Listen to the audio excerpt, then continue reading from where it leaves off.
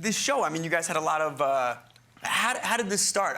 Honestly, I mean, people remember the show from the 70s and remember just sci-fi in general in the 70s had kind of a silly tone to it. Did you guys have a hard time when you first pitched this to Sci-Fi, when you first conceived of this concept, reinventing Battlestar and making it something culturally significant? Because it is such a sci-fi show, which typically is perceived as silly or foolishly genre, and this is something that it is so about a relatable human struggle. What was your approach? Well, the network agreed with that. You know, they had all these space opera shows on the air, and when the title floated their way, they said, great, you know, Battlestar Galactica, okay, we own it, we can make money off of it, there's a lot of value to it, but why does the world need another space opera?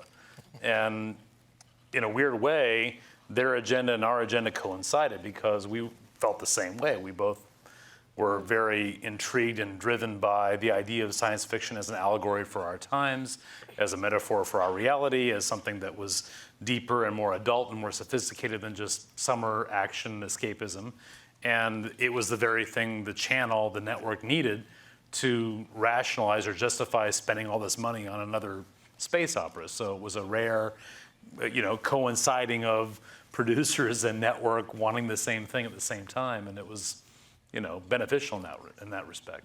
But the pilot itself was such a proof of concept, like just a way to demonstrate that this could function. I mean, you guys must have been really excited when it came off the way it did. Nauseous, but excited.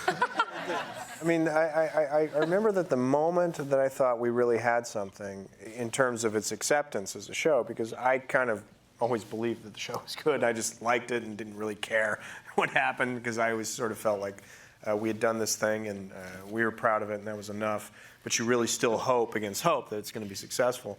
And the moment was when the day after the second part of the miniseries was broadcast. Because what traditionally happens in miniseries is you show part one, it gets a certain number, and then there's always a drop-off into night two or part two, and it's whatever. expected. Everyone expects, yeah. Because after the night one ratings came in, we had a big conference call with David and I and the studio and the network, you know, going over in minutia the ratings of the overnights of night one. And the entire conversation was about what's going to be the drop-off into night two. How much are we going to drop? If we drop to this, it's really bad. If it drops to this, you're crazy, but it's really amazing. And where's it going to be?